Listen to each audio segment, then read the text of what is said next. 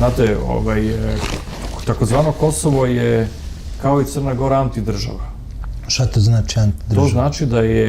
To znači da je mafijaška država. Evo da vam prevedem na srpski jezik. Da ne budem politički korektan. Znači, antidržava znači mafijaška država. Znači, ona je suprotnost pravoj i regularnoj državi koja treba da postoji negde na nekom prostoru. A po svojoj strukturi i jedna i druga ta antidržava su antidržave Srbiji. I one su stvorene da budu antidržave Srbiji. Jer kada su Amerikanci 1943. godine iskrcali se na Siciliju, oni su prethodno sklopili sporazum sa Lakijem Lucijanom u Njujorku. To je Operation Husky i Operation Underworld. Oni su obećali da će Siciliji dati državu. A onda su imali plan da čak i južnoj Italiji, da se Camorra bila i Sacra Corona Unita i Dragenta, da su one gospodarile, da u stvari i južna Italija i Sicilija postanu dve antidržave ostatku Italije, ukoliko u ostatku Italije budu ili fašisti ili komunisti.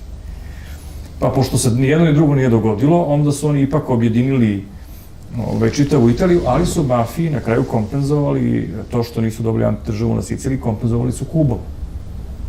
Jer je Kuba bila u stvari Kuba je bila antidržava tamo dok je bio Batista na vlasti, to je bila italijanska mafija vladala Kubom, pa je Castro u stvari imao pravo kada je se revolucionarima srušio taj sistem koji je bio po svemu retrogradan, prostitucija, kocka, užas, kaos, na mnogo višem nivou od Las Vegasa.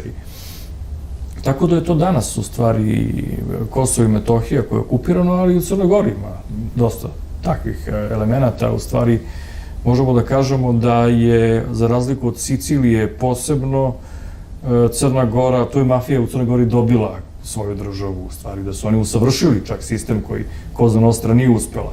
Oni su dosegli veći uspeh od Koze Nostre, pa i ovi albanski teroristi na Kosovo i Metohiji su takođe dosegli veći uspeh nego Koza Nostra, znači pokazalo se da ovo balkansko mafijašenje u stvari usavršena verzija ovog italijanskog mafijaša.